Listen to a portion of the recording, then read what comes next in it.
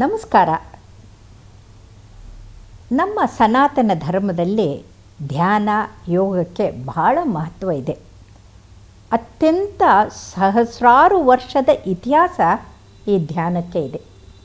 ಬಹುಶಃ ಆದಿಯೋಗಿ ಅಂತಂದರೆ ಶಿವನೇ ಮೊದಲ ವ್ಯಕ್ತಿ ಅಲ್ಲ, ಶಕ್ತಿ. ಪಾರ್ವತಿ ಯಾವಾಗ ಅವಳ ವಿಸ್ಮೃತಿ ಆಗಿ ಎಲ್ಲ ಮರೆತು ಬಿಡ್ತಾಳಲ್ಲ, ಅವಳಿಗೆ ಗುರುವಾಗಿ ಬಂದು ಶಿವ ಅಷ್ಟಾಂಗ ಯೋಗವನ್ನು ಕಲಿಸ್ಕೊಡ್ತಾರೆ. ಆ ಶಿವ ಅಷ್ಟಾಂಗ ಯೋಗದಲ್ಲಿ ಯಮ, ನಿಯಮ, ಆಸನ, ಪ್ರಾಣಾಯಾಮ ಈ ನಾಲ್ಕು ಕೂಡ ನಮ್ಮ ಬಾಹ್ಯದ ಒಂದು ಬದುಕನ್ನು ಬದಲಾಯಿಸೋಕ್ಕೆ ಕಾರಣ. ಇನ್ನು ಮುಂದೆ ಪ್ರತ್ಯಾಹಾರ, ಧಾರಣ, ಧ್ಯಾನ, ಸಮಾಧಿ ಈ ನಾಲ್ಕು ಇದ್ದಿದ್ದು ನಮ್ಮ ಅಂತರಂಗದ ಶುದ್ಧಿಗೋಸ್ಕರ, ಉನ್ನತಿಗೋಸ್ಕರ ಇರುವಂಥದ್ದು. ಪಾರ್ವತಿಗೆ ಹೇಳಿಕೊಟ್ಟಂಥ ಈ ಯೋಗ ಇಡೀ ವಿಶ್ವಕ್ಕೆ ಆರೋಗ್ಯಕರವಾದಂಥ ಬದುಕಿಗೆ ಭಾಳ ಮಹತ್ವ ಅಂತ ಇವತ್ತು ಗೊತ್ತಾಗಿ, ಮೋದಿಯವರು ಜೂನ್ 21 ಅಂದರೆ ಲಾಂಗೆಸ್ಟ್ ಡೇ ಅವತ್ತಿಗೆ ಪ್ರಪೋಸ್ ಮಾಡಿದಾಗ UN ನಲ್ಲಿ 212 ದೇಶಗಳು ನಾವು ಕೂಡ ಯೋಗದಲ್ಲಿ ಸೇರ್ಕೋತೀವಿ ಅಂತ ಮಾಡಿದರು. ಹಾಗಾಗಿ ಈ ಯೋಗ ಅಂತಂದರೆ ಬರೀ ಆಸನ ಅಲ್ಲ, ಎಲ್ಲ ನೋಡಿದ ಹಾಗೆ ಕೈ ಮೈ ಎಲ್ಲ ಮುರಿಯೋದು ಅಲ್ಲ. ಯೋಗ ಅಂದರೆ ಮೊದಲು ಯಮ ಅಂದರೆ ಮಾರಲ್ ಕೋಡ್, ಅಂದರೆ ನೈತಿಕವಾದಂಥ ಒಂದು ನಿಯಮಗಳು ಇದೆಯಲ್ಲ, ಅದಕ್ಕೆ ಮಾರಲ್ ಕೋಡ್ ಅಂತೀವಿ. ಈ ಯಮವನ್ನು ಬಿಟ್ಟಿರೋದ್ರಿಂದ ಇವತ್ತಿಗೆ ನಿಮ್ಮ CDಗಳು, ಪೆನ್ ಡ್ರೈವ್ಗಳ ಪ್ರಾಬ್ಲಮ್ ಎಲ್ಲ ಬಂದಿರೋದು.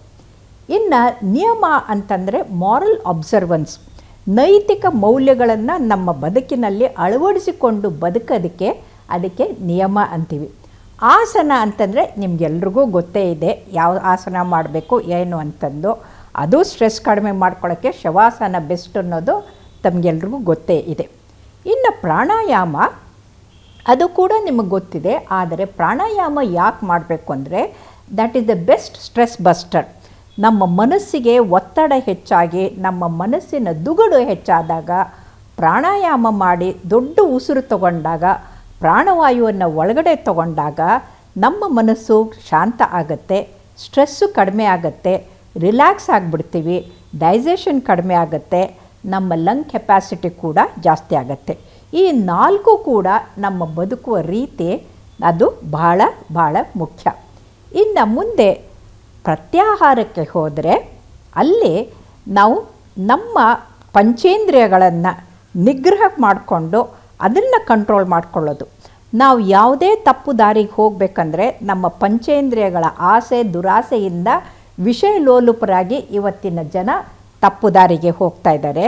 ಅದು ಹೋಗಬಾರ್ದು ಅಂತಂದರೆ ಈ ಪ್ರತ್ಯಾಹಾರ, ಪಂಚೇಂದ್ರಿಯಗಳನ್ನು ನಿಗ್ರಹ ಮಾಡ್ಕೊಳ್ಳೋದು.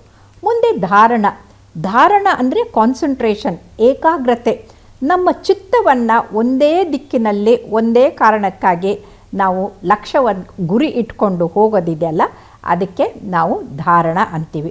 ಮುಂದೆ ಬರದೆ 7ನೇದು ಧ್ಯಾನ ಅಂತಂದರೆ ನಮ್ಮಲ್ಲಿ ನಾವು ಇದು ಮಾಡಿಕೊಂಡು ಪರಮಾತ್ಮನ ಅಂಶ ನಮ್ಮಲ್ಲಿದೆ, ಆ ಪರಮಾತ್ಮನ ಅಂಶವನ್ನು ನಾವು ನೋಡಿಕೊಂಡು ನಮ್ಮ ಆತ್ಮೋದ್ಧಾರಕ್ಕಾಗಿ ನಾವು ಒಂದು ಮಂತ್ರ ಅಥವಾ ಯಾವುದೇ ಒಂದು ಓಂ ಅಥವಾ ಓಂ ನಮಃ ಶಿವಾಯ ಅಥವಾ ಇನ್ಯಾವುದನ್ನು ಗುರುಗಳು ಕೊಟ್ಟಂಥ ಮಂತ್ರವನ್ನು ಪಠಿಸ್ತಾ ಕಣ್ಣು ಮುಚ್ಕೊಂಡು ಪದ್ಮಾಸನದಲ್ಲಿ ಅಥವಾ ಇನ್ಯಾವುದೇ ಆಸನದಲ್ಲಿ ಕೂತ್ಕೊಂಡು ಧ್ಯಾನ ಮಾಡಿದರೆ ಅದಕ್ಕೆ ಮೆಡಿಟೇಷನ್ ಅಂತಂತೀವಿ. ಇವತ್ತಿಗೆ ಜಗತ್ತಿನಾದ್ಯಂತ ಎಲ್ಲರೂ ಕೂಡ ಮೆಡಿಟೇಷನ್ಗೆ ಹೋಗ್ತಾ ಇದ್ದಾರೆ. ಕಾರಣ ಏನಂದರೆ ಪಾಶ್ಚಾತ್ಯರ ಬದುಕಿನಿಂದ ಅವರು ಮೆಟೀರಿಯಲಿಸ್ಟಿಕ್ ಆಗಿ ಸ್ಟ್ರೆಸ್ಸಿಂದ ನಿದ್ರೆ ಬರೋಕ್ಕಾಗ್ದೇ ತೊಂದರೆಗಾಗ್ತಾ ಇದ್ದಾರೆ. ಹಾಗಾಗಿ ಇವತ್ತಿನ ಜಗತ್ತಿನಾದ್ಯಂತ ಎಲ್ಲರೂ ಕೂಡ ಧ್ಯಾನದ ಕಡೆಗೆ ಹೋಗ್ತಾ ಇದ್ದಾರೆ. ಸಮಾಧಿ ಕೊನೆಯದು, ಅದು ಯಾರು ಸಾಧಕರಾಗಿರ್ತಾರಲ್ಲ ಅವರು ಸಮಾಧಿ ಸ್ಥಿತಿಯಲ್ಲಿ ಪರಮಾತ್ಮನಲ್ಲಿ ಒಂದಾದಾಗ ಅವ್ರಿಗೆ ಎನ್ಲೈಟ್ನ್ಮೆಂಟ್ ಅಂತಂದರೆ ಆತ್ಮಜ್ಞಾನ ಸಾಕ್ಷಾತ್ಕಾರ ಆಗುತ್ತೆ, ಅದು ಕೊನೆಯದು. ಹಾಗಾಗಿ ಇವತ್ತು ಧ್ಯಾನದ ಕಡೆಗೆ ಯಾಕೆ ಜನ ಹೋಗ್ತಾ ಇದ್ದಾರೆ, ಯಾಕೆ ಅದನ್ನ ಯೋಚನೆ ಮಾಡ್ತಾ ಇದ್ದಾರೆ, ಅದು ಪಾಲಿಟಿಕಲಿ ಡಿಸ್ಕಷನ್ ಮಾಡ್ತಾ ಇದ್ದಾರೆ ಅಂದರೆ ಸ್ವತಃ ನಮ್ಮ ಪ್ರಧಾನಿ ಧ್ಯಾನಗ್ರಸ್ತರಾಗಿದ್ದಾರೆ. ಈ ಧ್ಯಾನಕ್ಕೆ ಹೋಗೋಕ್ಕೆ ಕಾರಣ ಏನು ಅಂತ ನೋಡ್ಬೋದು. ಅವರು ಯಾವಾಗಲೂ ಯಮ ನಿಯಮ ಆಸನ ಪ್ರತ್ಯಾಹಾರ ಎಲ್ಲನೂ ಪ್ರಾಣಾಯಾಮ ಮಾಡಿಕೊಂಡೇ ಬಂದಿದ್ದಾರೆ. ಆದರೆ ಈ ಹೆಕ್ಟಿಕ್ ಇಲೆಕ್ಷನೇರಿಂಗ್ ಮುಗಿದ ಮೇಲೆ 208 ರ್ಯಾಲಿಗಳನ್ನು ಮಾಡಿ 80 ಮಾಧ್ಯಮದವರಿಗೆ ಸಂದರ್ಶನವನ್ನು ಕೊಟ್ಟು ಸಹಸ್ರಾರು ಮೈಲಿ ಪ್ರವಾಸ ಮಾಡಿ ಕೊನೆಗೆ ಕೊನೆ ಹಂತ ಬಂದಾಗ ಅವರು ಕನ್ಯಾಕುಮಾರಿಗೆ ಹೋಗಿ ವಿವೇಕಾನಂದ ರಾಕ್ ಇರುವಂಥ ಅಲ್ಲಿ ಧ್ಯಾನದ ಮಂದಿರದಲ್ಲಿ ಕೂತ್ಕೊಂಡು ಧ್ಯಾನ ಮಾಡ್ತಾ ಇದ್ದಾರೆ.